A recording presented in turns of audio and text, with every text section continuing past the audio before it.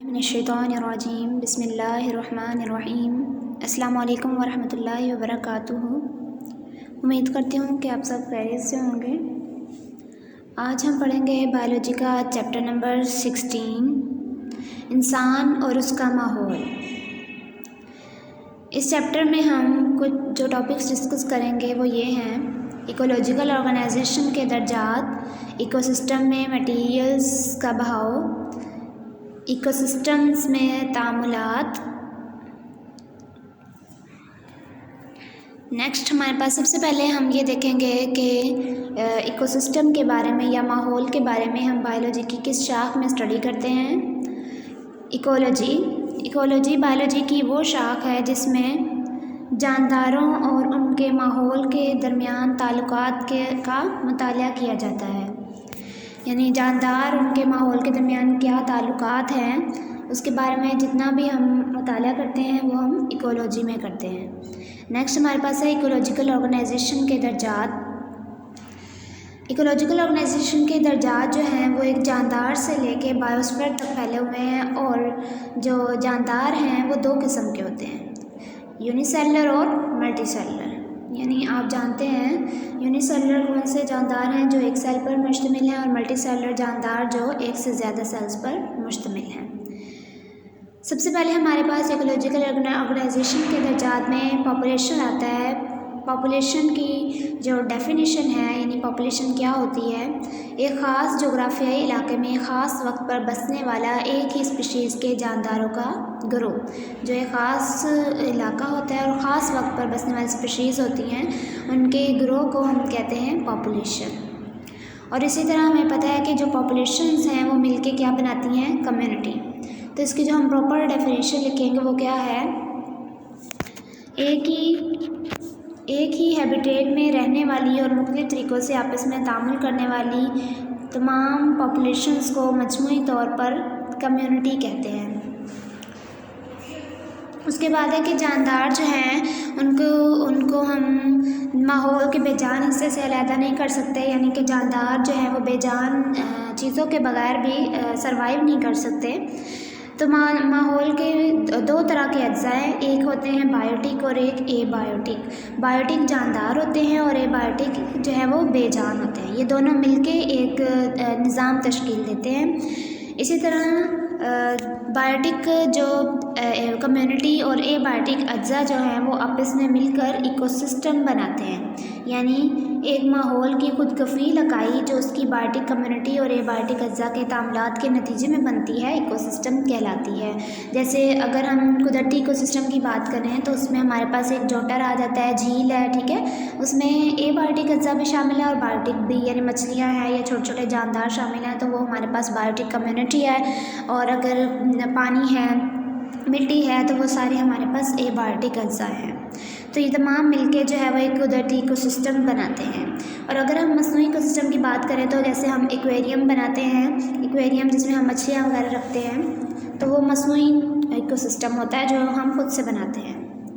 इसी तरह जिस तरह पॉपुलेशन मिलके कम्युनिटी बनाती हैं, बायोटिक और एबायोटिक अज्जा मिलके इकोसिस्टम बनाते हैं, इसी तरह तमाम जो इकोसिस्टम्स हैं वो मिलकर बायोस्फीयर बनाते हैं।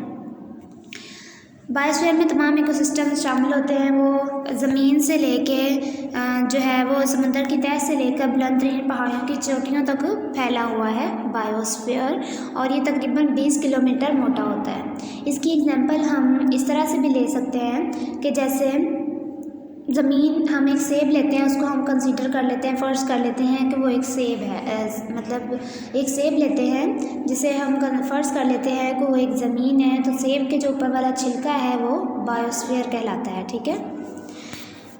इसी के बाद हमारे पास नेक्स्ट आता है इकोसिस्टम के अज्जा। तो पहले ऊपर वाले टॉपिक में आपको बता चुकी हूँ कि इकोसिस्टम के अज्जा दो तरह के होते हैं, बायोटिक और एबायोटिक।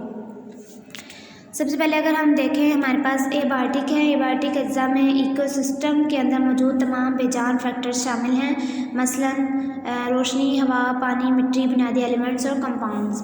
बायोटिक अज्जा की अगर बात करें तो बायोटिक अज्जा इकोसिस्टम के जानदार हिस्से पर मुश्तमिल होते हैं। बायोटिक अज्जा को 3 हिस्सों में तकसीम किया जाता है, प्रोड्यूसर, कंज्यूमर, डिकम्पोजर्स, ठीक है।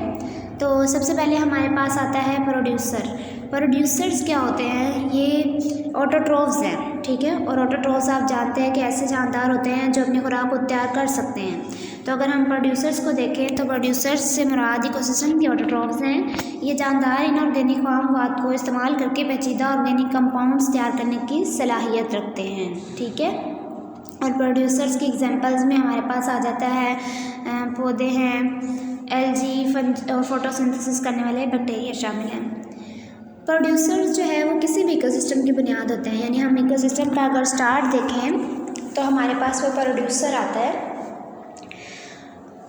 और जो खुश्की के इकोसिस्टम में जो है वो पौधे सबसे अहम प्रोड्यूसर्स होते हैं।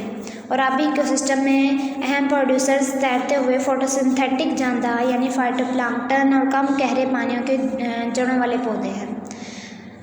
नेक्स्ट जो हमारे पास इकसाम है बायोटिक अज्जा की, वो हमारे पास है कंज्यूमर्स। कंज्यूमर्स से मुराद हेटरोट्रॉफ्स हैं। और हेटरोट्रॉफ आप जानते हैं ऐसे जानदार होते हैं जो अपनी खुराक को तैयार नहीं कर सकते, ठीक है। और इस खुराक के लिए प्रोड्यूसर्स पर इन्हसार करते हैं। इन कंज्यूमर्स में हमारे पास आ जाते हैं जानवर, फंजाई, प्रोटोजोन्स, बैक्टीरिया, ठीक है। और इकोसिस्टम्स के सबसे अहम कंज्यूमर हमारे पास कौन से हैं? जानवर हैं। आगे जानवरों को मज़ीद दो ग्रुप्स में तकसीम किया जाता है, हर्बीवर और कार्निवर्स। हर्बीवर्स जो हैं ये क्या करते हैं? ये पौधों को खाते हैं, ठीक है। इसमें आ जाते हैं हमारे पास मवेशी, हिरन, खरगोश, ठीक है, घास का टिड्डा वगैरह। उसके बाद अगर हम हर्बीवर के अलावा अगर हम देखते हैं कंज्यूमर्स को कार्निवर्स को, तो कार्निवर्स हमारे पास वो जानदार हैं जो दूसरे जानवरों को खाते हैं। अब हम हर्बीवर्स जो है इन्हें हम कहते हैं कि ये प्राइमरी कंज्यूमर्स होते हैं। हर्बीवर्स जो हैं वो हमारे पास प्राइमरी कंज्यूमर होते हैं क्योंकि हर्बीवर पौधों को खा रहे हैं। पौधा हमारे पास फर्स्ट जो है वो इकोसिस्टम की हमने कहा है कि बुनियाद है। पौधे को अगर हर्बीवर्स खाएंगे तो हर्बीवर्स ने फर्स्ट टाइम पौधों को कंज्यूम किया है, तो इसीलिए हम इन्हें प्राइमरी कंज्यूमर कहते हैं। और इसी तरह अब हर्बीवर को अगर कोई दूसरा यानी कार्निवर खा लेता है, फॉर एग्ज़ाम्पल अगर हम ले लेते हैं किसी भी खरगोश की एग्जांपल ले लेते हैं कि खरगोश जो है वो पौधे खाता है, पौधे खा रहा है, तो वो हमारे पास कौन सा होगा? Primary consumer. लेकिन अगर खरगोश को कोई दूसरा जानवर आके खा लेता है, भेड़िया है, रीछ है, अगर वो आकर इसको खा लेता है तो वो क्या होगा? हमारे पास सेकेंडरी कंज्यूमर होगा। कंज्यूमर अगर हम उसे बोलेंगे तो हम उसे सेकेंडरी कंज्यूमर बोलेंगे क्योंकि वो प्राइमरी कंज्यूमर को खा रहा है। और अगर वैसे हम देखेंगे तो जो खरगोश था वो हमारे पास हर्बीवर होगा, लेकिन जो खरगोश को खाने वाला जानवर है, भेड़िया है या रीछ है, कोई भी जानवर है, वो हमारे पास कार्निवर होगा, ठीक है। तो हम क्या कहते हैं कि जो प्राइमरी कार्निवर्स हर्बीवर जानवरों को खाते हैं जैसे लोमड़ी, मेंढक, शिकारी परिंदे, छोटी मछलियाँ, सांप वगैरह प्राइमरी कार्निवर्स हैं। सेकेंडरी कार्निवर्स कौन से होते हैं? अब जो हमारे पास अगर लोमड़ी है, लोमड़ी को अगर कोई कोई दूसरा आके जानवर खाता है तो वो हमारे पास सेकेंडरी कार्निवर होगा, लेकिन वो हमारे पास कंज्यूमर कौन सा होगा? टर्शरी, ठीक है। और जो सेकेंडरी कार्निवर्स होते हैं वो प्राइमरी कार्निवर्स को खाते हैं, भेड़िया, उल्लू वगैरह सेकेंडरी कार्निवर्स हैं। और टर्शरी कार्निवर्स मसलन शेर, चीता वगैरह ये सेकेंडरी कार्निवर्स को खाते हैं। नेक्स्ट हमारे पास आते हैं डिकम्पोजर्स या रिड्यूसर्स। डिकम्पोजर्स क्या होते हैं? जो पौधों और जानवरों के मुर्दा मादों के पेचीदा ऑर्गेनिक कंपाउंड्स को सादा कंपाउंड्स में तोड़ते हैं। वो पौधों और जानवरों की मुर्दा और गलती सड़ती बाकियात के अंदर जो है वो डाइजेस्टिव एंजाइम्स खारिज करते हैं ताकि जो ऑर्गेनिक मटेरियल है उसको डाइजेस्ट कर लें। और डाइजेशन के बाद डिकम्पोजर्स प्रोडक्ट्स को अपने इस्तेमाल के लिए जज्ब कर लेते हैं और जो बाकी बच जाने वाले मादे जो है वो माहौल का हिस्सा बन जाते हैं। और बहुत से बैक्टीरिया, फंजाई जो बायोस्फीयर के बड़े डिकम्पोजर्स हैं। नेक्स्ट हमारे पास है मटेरियल्स का बहाव।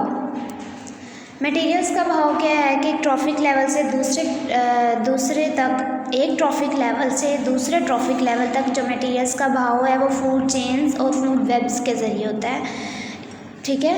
हमारे पास यहाँ पर फूड चेन की डेफिनेशन है।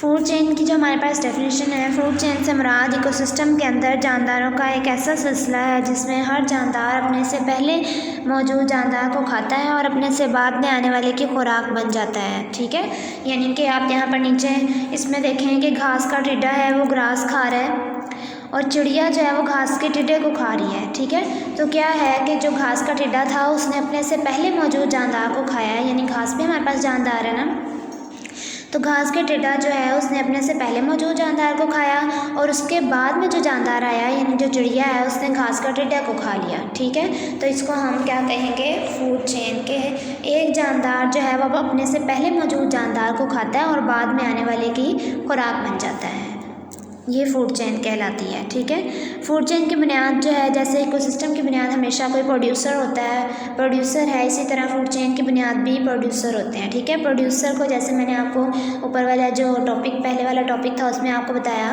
कि प्रोड्यूसर्स को जो जानवर खाएगा वो हमारे पास क्या होगा, प्राइमरी कंज्यूमर। ठीक है, अब प्राइमरी कंज्यूमर को जो जानदार खाएगा वो हमारे पास होगा सेकेंडरी कंज्यूमर, जो सेकेंडरी को खाएगा वो हमारे पास होगा टर्शरी कंज्यूमर। इस तरह एक फूड चेन बनती है। फूड चेन के अंदर इकोसिस्टम के बुनियादी अज्जा के माबैन ग़ज़ाई तामुलात होते हैं।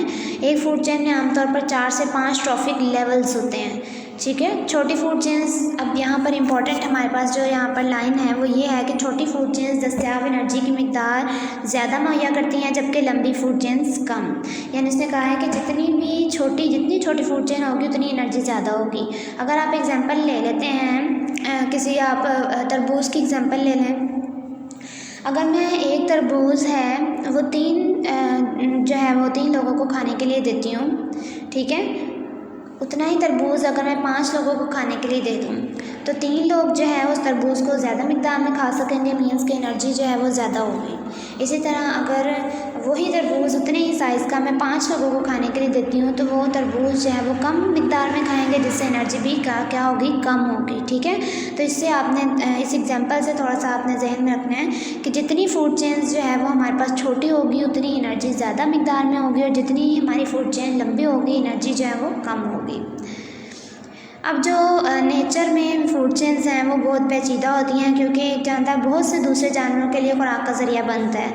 यानी ज़रूरी नहीं है कि एक जानदार को सिर्फ दूसरा एक ही जानदार खा रहा हो। जैसे आप इस फ्लो चार्ट में देख सकते हैं कि घास है तो घास को 3 जानदार जो है वो कंज्यूम कर रहे हैं, खा रहे हैं। घास का टिड्डा भी खा रहा है, खरगोश भी खा रहा है, चूहा भी खा रहा है। ठीक है, तो यानी मीन्स कि उसने कहा है कि जो नेचर है उसमें ये नहीं होता कि एक जानदार सिर्फ एक ही जानदार की खुराक बन रहा है, बिल्कुल भी ऐसा नहीं है। एक जानदार बहुत से दूसरे जानदारों की खुराक बनता है, बहुत से दूसरे जानवरों की। जैसे यहाँ हमारे पास पौधा है तो वो 3 जो हर्बीवर्स हैं उनकी खुराक बन रहा है। इसी तरह अगर हम घास का टिड्डा आप देखें तो इसको एक छिपकली भी खा रही है और एक शाहीन भी खा रहा है, तो ये भी आगे से 2 जानवरों का जो है वो की खुराक बन रहा है। ठीक है, तो और इस तरह यहाँ खरगोश जो है, खरगोश को यहाँ पे शाहीन खा रहा है। अगर सांप की एग्जांपल चूहे की एग्जांपल ले लें तो चूहे को शाहीन भी खाता है और सांप भी खाता है। ठीक है, तो एक जानवर या एक जानदार जो है वो एक से ज़्यादा जानदारों की खुराक बन रहा है। अगर हम ट्रॉफिक फूड वेब की डेफिनेशन देखें तो फूड वेब से मुराद मुख्तलिफ ट्रॉफिक लेवल्स पर आपस में जुड़ी हुई फूड चेन्स का एक जाल है। ठीक है, यानी आप देखें, अगर यहाँ पर हम देखें तो हमारे पास 3 फूड चेन्स बनी हुई हैं। एक ये फूड चेन है हमारे पास, एक ये फूड चेन है। ठीक है, और उसके बाद जो है वो हमारे पास एक ये फूड चेन है। ठीक है, तो 3 तरह की फूड चेन्स हैं, तो उन्होंने जो है बहुत सी फूड चेन्स जो है वो आपस में मिलके क्या बनाती हैं, एक फूड वेब बनाती हैं। फूड चेन और फूड वेब में फ़र्क करें, इम्पोर्टेंट क्वेश्चन है। ठीक है, और पॉपुलेशन और कम्युनिटी में फ़र्क करें, इकोसिस्टम से क्या मुराद है, और biosphere is very important definition according to board. And biosphere की मोटाई कितनी है, MCQs के लिए इंपॉर्टेंट है कि 20 किलोमीटर्स की जो है वो मोटाई है। और इसके बाद हमारे पास है हर्बीवर्स, कंज्यूमर्स, डिकम्पोजर्स। इनकी डेफिनेशंस को आपने अच्छे से याद करना है और इनके कॉन्सेप्ट को आपने अच्छे तरीके से समझना है कि प्राइमरी कंज्यूमर क्या है, सेकेंडरी कंज्यूमर क्या है, टर्शरी कंज्यूमर क्या है, इसी तरह प्राइमरी कार्निवर्स कौन से हैं, सेकेंडरी टर्शरी कार्निवर्स कौन से हैं। ठीक है, अगर आप इसको अच्छे तरीके से समझेंगे तो उम्मीद करती हूँ कि आपको जो है प्रोड्यूसर्स, कंज्यूमर्स, डिकम्पोजर्स के बारे में जो है वो अच्छे तरीके से समझ आ जाएगी। Thank you.